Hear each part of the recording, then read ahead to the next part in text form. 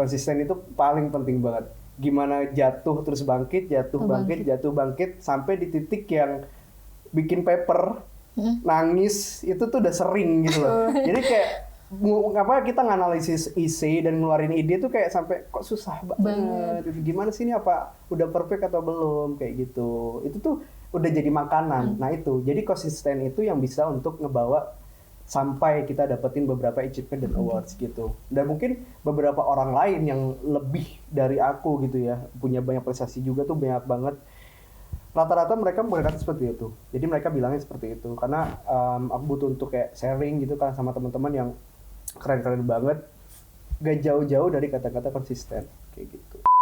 Karena mungkin kita kan juga berpikirnya kalau kita bisa bermanfaat buat orang lain kan pasti sangat luar biasa ya Mas ya, kayak menginspirasi, kita bisa ngasih feedback lah untuk ke orang lain kayak gitu. Mbak Risa, ngapain sih lipat-lipat kertas gak jelas gitu? Loh, kamu nggak tahu Risma, kata Mas Andika ketua MJM, kita kan disuruh main origami. Oh iya, aku inget, tapi yang di Mas Andika itu bukan origami yang itu. Terus origami apa? Yang di Mas Andika itu podcast origami. Obrolan ringan manajemen ekonomi bersama Elisa dan aku Risma.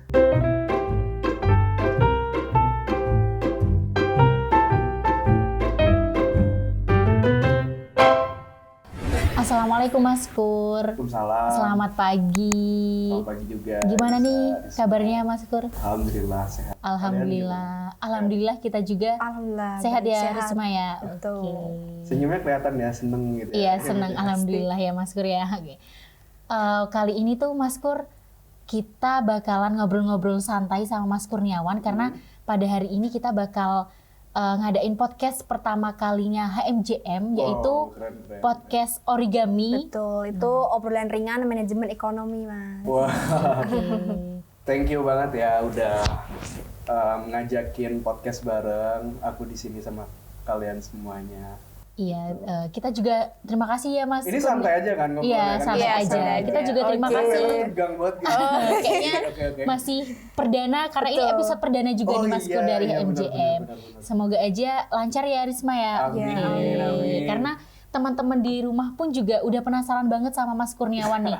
Karena siapa sih yang nggak kenal sama Mas Kur ya Risma ya? Iya, udah lalu lalang di Instagram HMJM. Nggak cuma Instagram sih, karena udah sampai keluar negeri juga Risma. Iya, betul nggak hanya sekali. Instagram. Wah, Oke. thank you. Mungkin nanti kita bakal ngobrol-ngobrol santai nih Mas Kur tentang Siap. apa aja sih pengalaman Mas Kur selama di luar negeri. Betul. Gimana sih caranya menjadi mahasiswa berprestasi kayak gitu. Mungkin dari Risma sendiri boleh memperkenalkan Mas Kurniawan kepada teman-teman nih. Oke, baik. Jadi teman kita pada podcast pagi hari ini itu Mas Kurniawan Wicaksono. Jadi Mas Kur ini dari jurusan Manajemen Fakultas Ekonomi angkatan 2019 ya Mas Kur? Iya. Oke. Sedikit gambaran, banyak sih sebetulnya dari Mas Kur ini. Kemarin telah terpilih sebagai delegasi Indonesia dari Universitas Islam Sultan Agung dalam konferensi pemuda internasional di Istanbul, Turki ya Mas Kur. Ya, Selanjutnya terpilih sebagai delegasi Duta Bangsa Indonesia dari Universitas Islam Sultan Agung di Istanbul, Turki juga, seperti itu. Wah, prestasinya Mas Kur luar biasa ya Mbak Sangat Risma luar ya. biasa. Ini di luar negeri semua loh, di Turki loh Mbak Betul, Risma. iya. Wah, gimana nih Mas Kur It's pas our dream. selama It's my dream ya Mas Kur ya. Kira-kira Mas Kur pas di Turki kegiatannya apa aja nih Mas Kur pas selama di Turki? Oke, let me answer ya pertanyaannya. Thank you banget Risma dan Elisa, by the way, untuk undangan podcastnya. Dan dibilang tersanjung, sangat tersanjung. Tapi karena ini adalah rumah aku sendiri, HMJM, jadi ya aku juga cukup untuk sangat bangga lah dengan adanya podcast ini. Juga bisa sharing juga, bisa cerita-cerita juga tentang, kalau menginspirasi kayaknya I don't know, cuman mungkin cerita aja ya gitu ya. Jadi kalau misalnya nanti ada beberapa hal yang kurang mungkin bisa diambil dari ceritaku, it's okay gitu. Jadi kalau kemarin itu di Turki ada kegiatan konferensi gitu, kegiatan konferensi buat pemuda dari umur 18 sampai umur 30.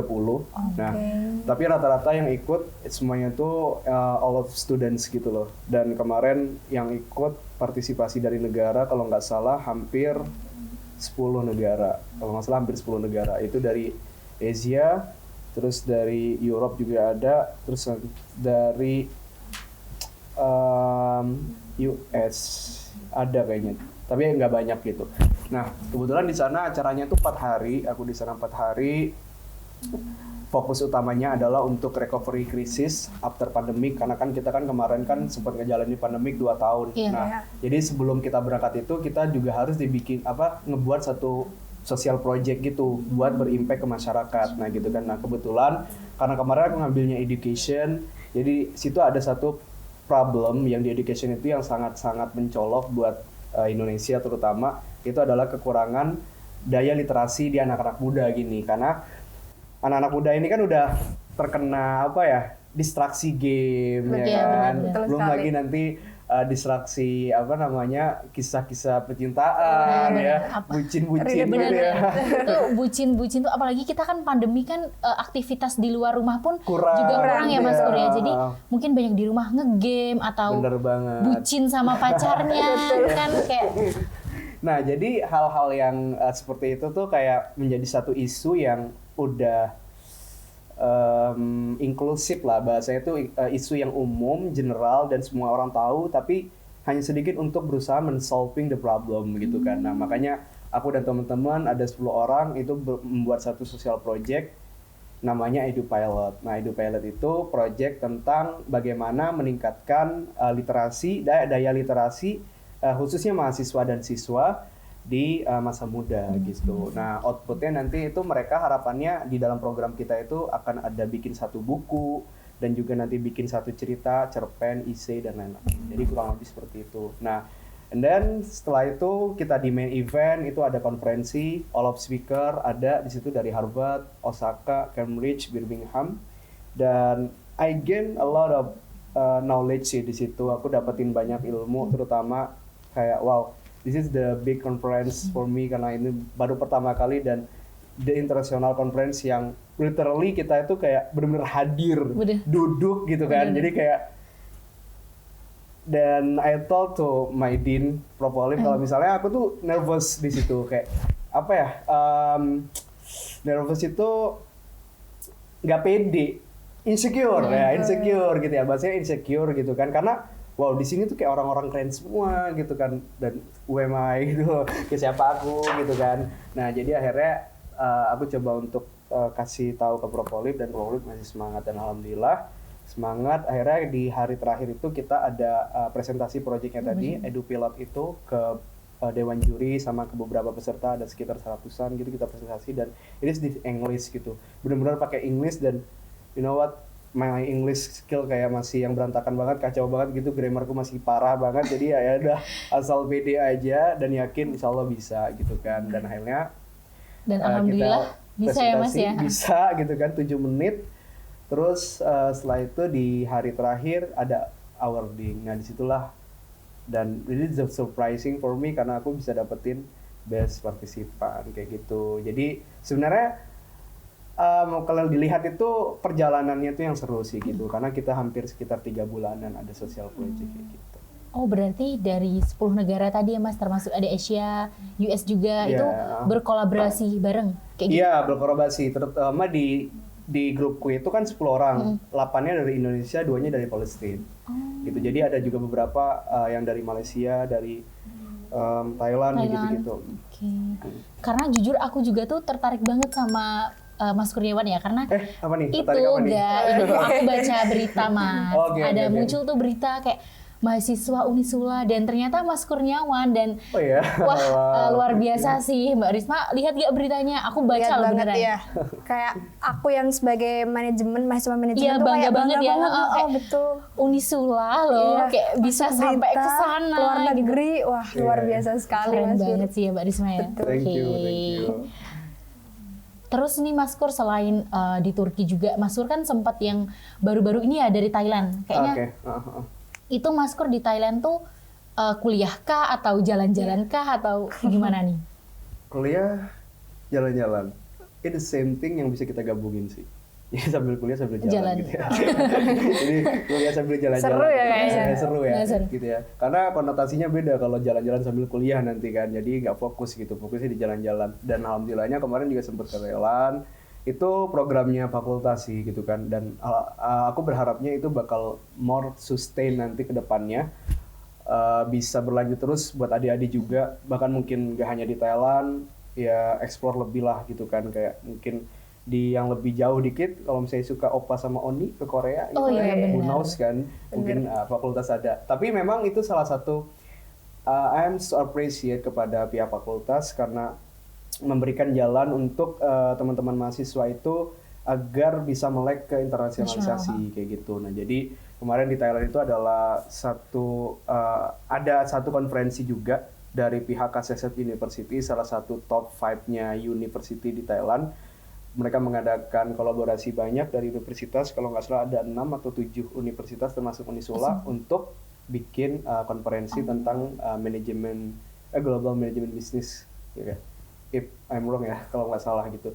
Nah terus habis itu di situ untuk semester 7 nih, teman-teman yang semester 7, semester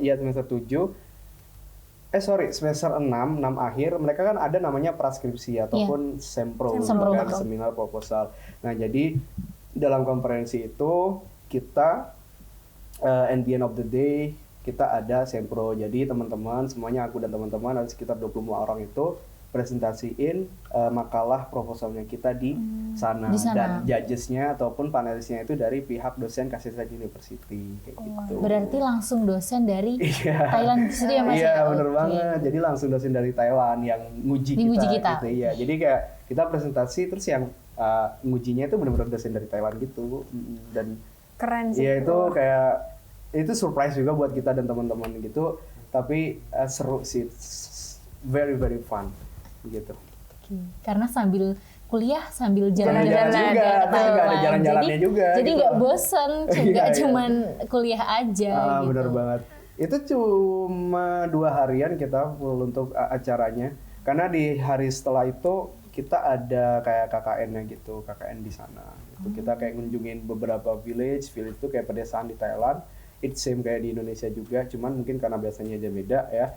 Dan beberapa kerajinan-kerajinan seperti kayak kerajinan tangan ataupun craft yang Khas dari sana? khas dari Ke sana, ya kayak gitu. Nah itu tuh unik banget gitu. Nah itu yang bikin teman-teman cukup banyak lah dapetin pengalaman di situ gitu, seru banget. Jadi ya, saya appreciate dan thank you banget kepada pihak fakultas. Gitu. Semoga nanti teman-teman juga kamu Erisa sama Risma Amin, ya semoga tahun depan kita ya bisa kalian amin, sempro gitu. ya Allah. Mas Gur. Bisa untuk ikut gitu. Oke, Doain udah. aja Mas. Amin. Amin, amin, Udah amin. ke Turki, ke Thailand juga. Nah, mungkin dari obrolan yang Mas Kur sampai ini, tentunya kan Mas Kur juga terpilih sebagai mahasiswa prestasi Betul. di Unisula. Betul Mbak Risma sekali. tahu kan? Di Tahu. fakultas. Oh ya, di Iya. fakultas ya. Oke, Fakultas Kalau di mahasiswa. sekolah nanti beda lagi. Oh, beda lagi. Ah. Oke, berarti ini mahasiswa prestasi Di Fakultas Ekonomi. Unisula. Oke, Mbak Risma ada yang mau ditanyain nggak ke Mas Kur nih? Oke, boleh. Selain tadi perjalanan cerita yang di Istanbul, Turki, kita lanjut ke pertanyaan selanjutnya ya Mas, yaitu gimana cara pencapaian sebagai mahasiswa berprestasi gitu. Oke, cara pencapaian. Jadi Iya. mahasiswa berprestasi, mungkin aku dibagi-bagi jadi bullet point aja ya, jadi biar gampang aja. Mungkin yang pertama itu adalah niat dan juga kesiapan gitu. Karena memang jujur cukup singkat bagiku untuk bisa dapetin title tersebut. Jadi just title ya, bukan sekedar untuk kita bisa proud sampai over banget gitu. Jadi itu cuma title doang. Cuman sebenarnya adalah kalau aku menanggapi dulu Mapres itu, mahasiswa berprestasi itu adalah sebuah tanggung jawab sih. Sebuah tanggung jawab gimana kita itu menjadi seorang mahasiswa yang punya wawasan intelektual gitu kan, punya keinginan tahu lebih banyak tentang sesuatu, punya peran besar untuk bisa berkontribusi. Nah itu yang menjadi satu exposure besar sebagai mahasiswa berprestasi gitu. Jadi kadang Mapres itu dianggap sebagai orang yang ambis gitu, Iya, benar. orang yang kayak wah nggak bisa main kaku gitu, lah, nggak pernah main kaku, keluar. gitu kan, terus kayak Kupu-kupu paling mungkin ya Mas, kupu-kupu, mungkin gitu banyak kan. banget tuh. Nah kupu-kupu, terus kayak ya beberapa sisi-sisi negatif yang kadang direpresentasikan buat orang-orang yang mapres gitu kan, dan juga kadang kayak mapres kan pinter semuanya gitu loh, nah kan nggak juga gitu loh, karena I look a lot of mapres ya, most outstanding student di berbagai university gitu kan. Nyatanya tuh beberapa dari mereka punya keahlian masing-masing gitu loh. Jadi kayak ini ada yang jago banget di essay, ada yang jago banget di conference, ada yang jago banget di business proposal, ada yang jago banget di business case. Jadi mereka punya bidang di mana tuh mereka sangat-sangat expert di situ gitu. Kebetulan kalau aku lebih suka untuk di essay gitu, essay dan business case kayak gitu, dan speech juga sih gitu kan. Nah jadi yang pertama itu adalah niat dan kesiapan gitu, karena cukup panjang ya, 1,5 tahun untuk bisa running mendapatkan title itu tersebut semua ya, gitu ya, Mas? 1,5 tahun gitu ya, dari awal di bulan Maret tahun lalu, dan aku udah cukup puas dengan organisasi ya, jadi aku beralih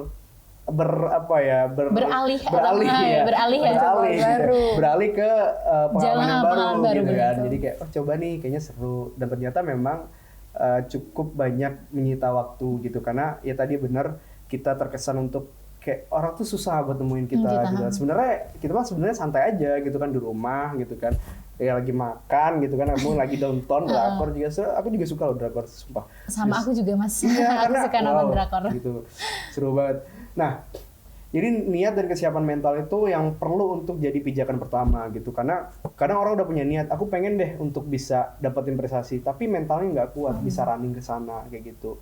Nah, jadi kayak mental itu bisa aja terkena dari kayak misal nih nggak kuat dengan exposure eksternal, kayak ngapain sih kayak gitu-gitu, buat apa. Nah itu kan salah satu distraksi, gangguan yang bisa kita dapetin, ataupun internalnya kita kayak ngerasa aduh kayaknya aku nggak bisa deh di sini. Nah itu. Terus yang kedua mungkin adalah keinginan tahuan, kayak lapar terus gitu, kayak kalau misalnya kalian pernah dengar gitu ya, Mas? haus gitu, kayak stay hungry, stay foolish gitu loh. Nah si Steve Jobs bilang. Jadi kayak kita tuh bener-bener haus sama lapar sama pengetahuan gitu loh. Jadi kalau ada apa-apa tuh kayak aduh Google, baca aja, cari tahu gitu. Ya, Kepo gitu ya, ya Mas? tanyain Kepo gitu. siapa nih yang tahu, orang-orang kayak gitu. Nah terus yang ketiga itu adalah jangan sampai menganggap apa semua pencapaian udah dilakuin itu gagal kayak gitu. Jadi kayak apa ya bahasanya, aku pernah bikin speech itu kayak I'm forget. Jadi kayak kalau misalnya kita udah ikut lomba sekali terus kalah nih, ikut aja terus gitu, digali-gali terus gitu. Jadi sampai di mana kayak di titik kamu udah pernah dapetin title tersebut kayak gitu. Nah jadi kayak kalau IC aku masuk di top 10 itu di ITB, itu internasional juga. Nah itu tuh IC yang aku ikutin itu udah berkali-kali gitu loh. Jadi nggak baru satu kali. Cuma itu tuh aja, Mas, ya? Jadi kayak udah yang 3-4 kali gagal, kayak aduh bahasanya tuh nopo tuh kok yo rawan sing lirik gitu loh. Sampai kok gitu kan, kayak udah bagus ini. Kadang kita kesel juga kayak gitu. Nah, jadi jangan sampai nganggep kalau misalnya kita tuh gagal di apa yang udah kita capai kayak gitu. Jadi terus aja gitu. Dicoba aja terus ya Mas ya. Terus gitu kan. Kayak misalnya nih mau deketin cewek gitu kan sama aja. Wah, ini kalau bahasnya kayak gitu jangan dulu ya Mas ya. Kayaknya jangan dulu. Oke, berarti kayak yang penting tuh niat sama mental kita harus ditata dulu gitu ya Mas, karena kan itu fondasi banget sih. Kayak kadang teman-teman tuh kayak ngapain sih ikut kayak gini, mending kalau udah kuliah tuh udah kita pulang, nggak usah kemana-mana gitu. Ngapain sih kamu sok-sok menyibukkan diri? Ada teman-teman gitu, jadi kita pikirannya tuh iya apa enggak maju mundur gitu loh Mas. Jadi kayak ganggu. Benar. Apa ya, karena semangat dari teman-teman juga, semangat orang tua tuh juga perlu gitu kan. Sangat perlu sih. Itu juga perlu gitu. Ya Mbak Risma ya? Oke, apalagi Mbak Risma baru angkatan 21 ya? Ya, baru 1 tahun kuliah gitu. Iya. Masih panjang. Oke. Mbak El ada yang mau ditanya lagi Mas? Sebenarnya tuh banyak, tapi ini aku mau tanya sih Mas ya. Boleh. Gimana sih kayak tadi kan Mas Kur udah cerita ini pengalaman menariknya selama di luar negeri, Turki sama di Thailand. Nah, sebagai mahasiswa prestasi di Fakultas Ekonomi nih, Mas Kur punya pesan tersendiri nggak buat teman-teman manajemen lainnya, nggak cuma manajemen, teman-teman fakultas lainnya, bahkan teman-teman satu universitas Unisula deh, biar apa ya, mereka tuh bisa melihat Mas Kur sebagai contoh yang baik, nggak cuma aktif di organisasi, tapi Maskur tuh juga melek akan intelektual gitu loh Mas, sampai bisa keluar negeri, ikut acara ini itu, jadi terkenal gitu Mas. Pasti kan teman-teman pengennya terkenal. Oh iya, oke. Dan nah itu juga satu cukup validation yang aku sempat temuin juga dari beberapa progres selama ini. Karena kalau niatnya untuk terkenal itu bahaya. Iya sih. Gitu. Dan apalagi kalau misalnya kita berada di posisi shining gitu ya. Nah, jadi itu Udah bersinar-sinar gitu ya nah, Mas. sebenarnya agak gini sih, agak klise. Jadi kalau kita udah dapetin berbagai achievements ataupun awards kayak gitu, itu tuh biasanya egonya manusiawi ya. Itu tuh kadang tuh muncul kayak, wah kamu tuh udah terkenal, gitu, kamu udah dapetin branding dan lain-lain segala macam. Ya udahlah ngapain, santai-santai aja gitu kan. Dan for me itu kayak membuat aku tuh mati di kreativitas gitu dan mati di pikiran kayak gitu. Jadi yang lebih enaknya lagi ya kalau misalnya udah di dalam posisi yang tersebut, shining seperti itu, take the other challenge, cari tantangan yang lain kayak gitu. Nah, untuk bisa sampai ke sana yang paling penting adalah konsisten. Konsisten. Gitu. Konsisten itu paling penting banget. Gimana jatuh terus bangkit bangkit sampai di titik yang bikin paper, nangis itu tuh udah sering gitu loh. Jadi kayak kita nganalisis isi dan ngeluarin ide tuh kayak sampai kok susah banget. Gimana sih ini, apa udah perfect atau belum kayak gitu. Itu tuh udah jadi makanan. Nah itu, jadi konsisten itu yang bisa untuk ngebawa sampai kita dapetin beberapa achievement dan awards gitu. Dan mungkin beberapa orang lain yang lebih dari aku gitu ya, punya banyak prestasi juga tuh banyak banget. Rata-rata mereka berkata seperti itu. Jadi mereka bilangnya seperti itu. Karena aku butuh untuk kayak sharing gitu kan sama teman-teman yang keren-keren banget. Gak jauh-jauh dari kata-kata konsisten kayak gitu. Jadi gimana kita itu bisa konsisten kalau misalnya butuh untuk take a rest, istirahat. Kayak gitu. Butuh untuk santai-santai dulu, nanti baru running lagi kayak gitu. Jadi jangan di force, jangan dipaksa kayak gitu. Karena kalau kita dipaksa, apalagi ujung-ujungnya nanti kita bisa dapetin validasi dari orang lain, wah dia keren nih, punya award, punya achievement gitu kan, itu nanti gak bakal sampai sih biasanya kayak gitu. Karena niat awalnya udah beda kan. Kalau niat awalnya udah kayak udah nuntut ilmu, insya Allah sampai kayak gitu. Dan itu susah banget, yang harus ditata kayak gitu. Jadi harus ditata dari awal, niat awal untuk ilmu, untuk benar-benar dapetin wawasan dan bisa sharing ke orang kayak gitu. Jadi kalau dia niatnya wah terkenal nanti orang-orang pada nghormatin kita atau gimana, itu udah beda gitu. Karena biasanya tuh gak dapet kayak gitu. Karena mungkin kita kan juga berpikirnya kalau kita bisa bermanfaat buat orang lain kan pasti sangat luar biasa ya Mas ya, kayak menginspirasi, kita bisa ngasih feedback lah untuk ke orang lain kayak gitu. Bener Mbak Risma, mau ada yang disampaikan lagi? Boleh. Mau tanya nih Mas, ini kan Risma kan baru 1 tahun kuliahnya. Maba ya. Kuliah setengah tahun, udah offline kan tapi kan? Setengahnya online dulu. Setengahnya online baru offline ya. Aku 2 tahun online. Dan itu masuk organisasi. HMJM tentunya. Setelah lihat dan dengar cerita Mas Kur yang sangat menginspirasi, jadi kepingin punya niat yang besar buat ingin seperti Mas Kur. Nah, tapi kan di sisi lain Risma kan anak organisasi, pengen seperti Mas Kur tuh kayak memanage waktunya gitu. Nah, iya betul sekali. Itu gimana yang dari Mas Kur sendiri? Nah, kalau aku tuh biasanya kadang ini tuh bertolak belakang dengan habit sih gitu. Karena kalau misalnya kita nggak punya habit yang baik, habit itu kan bisa aja dari buat yang fisik ataupun buat yang mental ya gitu ya. Nah, itu yang perlu untuk ditata dulu gitu loh. Karena kalau habitnya kayak misal nih contoh, let's say tidur malam jam 2, nanti bangun jam 10 pagi. Nah, itu kan kayak habit yang kadang jelek banget ya gitu kan. Ataupun tidurnya cepet gitu, terus nanti bangunnya juga lama juga gitu kan.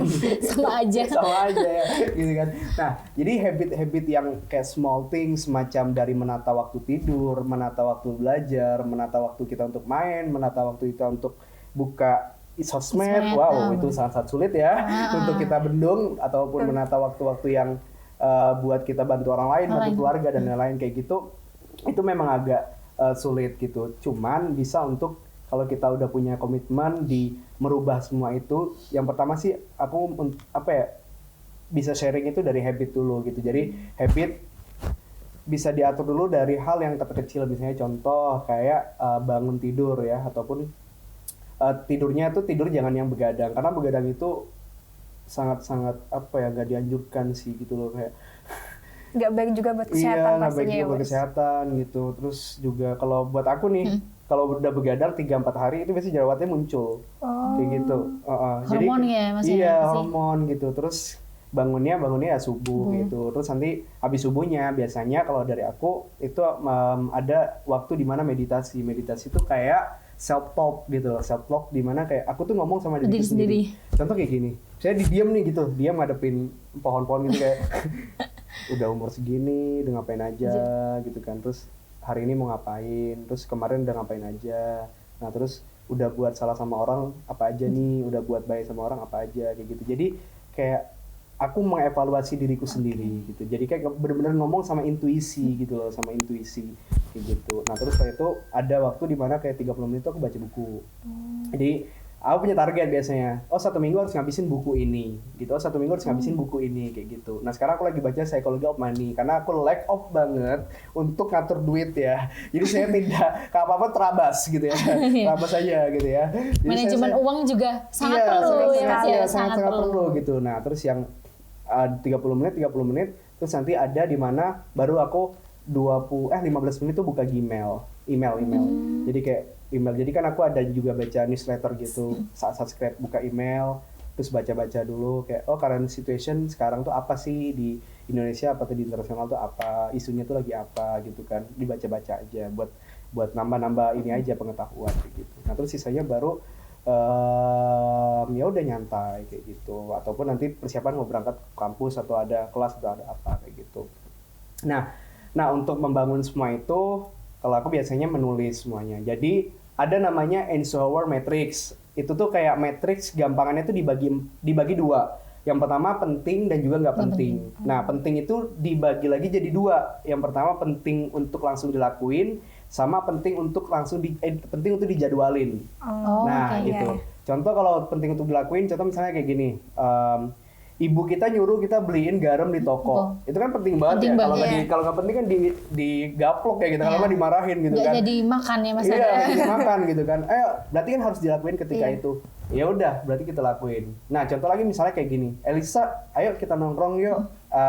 Mau bahas tentang tugas nih misalnya. Hari Kamis ya. Oh, berarti itu kan penting dia jadwal. Dijadwalkan. Kasih jadwal kayak gitu. Nah, itu contoh semuanya kayak gitu. Terus yang kedua, yang nggak penting, misalnya kayak gini. Yang nggak penting itu ataupun yang nggak harus kita yang ngelakuin kayak gitu. Misalnya contoh, kamu kan di organisasi tuh, si siapa namanya? Risma di organisasi.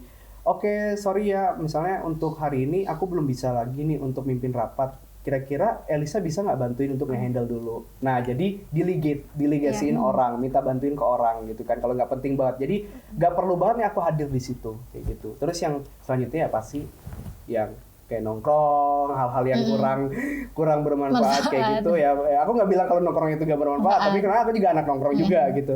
Jadi tapi lebih ke yang takes much time gitu loh, yang banyak membuang waktu kita gitu. Kayak scroll sosmed juga. Sosmed, tapi TikTok memang wah luar biasa itu, bisa 4 jam 5 jam tuh Nah, ya. sama nyantai Mas, kayaknya dapat sensasi beda Iya, ada kalau beda scroll gitu TikTok. ya. Nah, gitu. Nah, Dan nagih. cuman ini mungkin buatku klise dan juga nggak tahu ya buat orang lain, tapi kalau ada lomba, kayak misalnya 2 minggu mau lomba, atau kayak kemarin tuh Mapres, itu kan aku prepare sekitar 3 mingguan. Itu yang membuatku distraksi kayak TikTok, Twitter, IG nggak, karena IG banyak banget informasi, itu aku uninstall. Oh, berarti Mas Kur nggak main sosmed, tapi pas mau lomba? Pas mau lomba Pas gitu, lomba. jadi kayak ada hal-hal yang penting Penting gitu. banget, terus itu aku uninstall gitu, karena terus install ganggu lagi. banget, iya.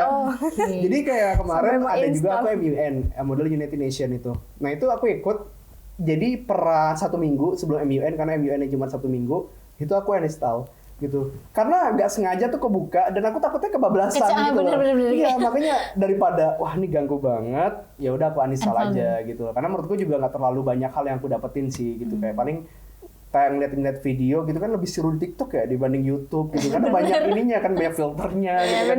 Terus apa namanya, soundtracknya beda gitu, seru banyak ya. banget Iya, soundtracknya. jadi aku uninstall supaya buat menjaga kestabilan fokus kayak gitu. Jadi time managementnya biasanya aku pakai kayak gitu. Sama satu lagi yang paling gampang, dibikin list. Jadi misalnya kamu organisasi, kamu pengen ikut lomba juga, ya udah dari per day atau per week dibikin list gitu. Jadi kayak misalnya hari ini ada hal-hal yang penting harus lakuin apa-apa, organisasi begini, tabelnya gini, oh yang buat lomba waktunya segini, oh yang buat kewajiban di rumah segini, oh kewajiban kuliah segini. Jadi diplot-plotin semua gitu. Paling enggak ya kalau nggak mau nulis, catat di HP sih gitu, notes gitu. Kadang aku juga gitu, biasanya kalau misalnya nggak ada pulpen atau kertas, aku pakai notes kayak gitu. Dan itu harus konsisten dan komit ya Mas pasti. Iya, komit. Karena itu tuh kayak kita melawan diri kita gitu loh, dibanding kita ngelawan orang tuh lebih susah nggak sih? Susah melawan diri sendiri emang. Ngelawan diri kita sendiri gitu. Ya mungkin itu sih kayak aku tadi tertarik sih Mas Kur ngomong tuh tips juga tuh mau uninstall aplikasi yang sekiranya buat kita kecanduan buat apalagi sosial media kan kayaknya semua orang tuh punya deh sosial media kayak TikTok, Instagram, Facebook itu pasti semuanya punya sih Mbak Risma. Untuk menjaga fokus kita gitu ya. Nah, benar-benar. Oke, jadi wah menarik banget ya cerita-cerita dari Mas Kurniawan. Keren, mulai pastinya. dari keluar negeri, terus jadi mahasiswa berprestasi, terus memanage waktu yang bener tuh kayak gimana, jatuh bangun mengikuti lomba pun diceritain sama kita. Gitu. Gak apa-apa sih ya Mas, awalnya sedih terus nanti ada bahagianya, mungkin indah di kemudian hari gitu ya Mbak Risma. Oke. Mbak Risma mau ada disampaikan ke Mas Kur atau gimana? Waktunya kita juga cuman menyampaikan kayak Risma di sini sama Mbak Elisa tuh seneng banget gitu ketemu Mas Kur face to face gini cerita. Ntar ketemu lagi di luar. Boleh. Udah lama gak ketemu Mas Kur soalnya, cuma bisa lihat di postingan gitu. Bisula, terus berita di luar gitu. Sangat keren sih Mas, menginspirasi. Speechless gitu sih. Sampai aja. Pengen banget gitu. Dipuji-puji mulu dari tadi. Gimana Mbak Risma? Terima kasih banyak Mas Kur udah thank you juga ya. Udah ngisi podcast perdana HMJM kita pada pagi hari ini. Gitu. Boleh Mbak Risa menyampaikan apa lagi ke Mas Kur? Mungkin aku juga ngucapin terima kasih sih ternyata buat Mas Kurniawan udah jadi apa ya bintang tamu temen buat kita berdua nih di podcast perdananya HMJM karena mungkin mau ketemu Mas Kur kayaknya susah juga ya ngatur waktunya. Enggak juga, tinggal chat aja. Ini Mas Kur baru di Indonesia atau baru 1 minggu di Semarang. Oh kan baru 1 minggu di Semarang, bener tuh kayak. 1 minggu di Semarang. Oke, berarti teman-teman semoga aja cerita dari Mas Kur tadi bisa menginspirasi teman-teman di rumah buat bisa apa ya? Kita nggak cuma aktif di organisasi tapi kita juga aktif di luar juga dan berprestasi pastinya. Tentunya berprestasi dan untuk itu cukup sekian podcast perdana HMJM pada hari ini. Semoga teman-teman bisa mengambil pelajaran dan juga hikmahnya dari cerita yang telah disampaikan oleh Mas Kur. Untuk itu aku Elisa Zaratun Nafiah dan aku Risma Dwi Mawarni. Sampai ketemu di episode selanjutnya di Origami Obrolan Ringan Manajemen Ekonomi. Terima kasih. Wassalamualaikum warahmatullahi wabarakatuh. Terima kasih Mas Kur.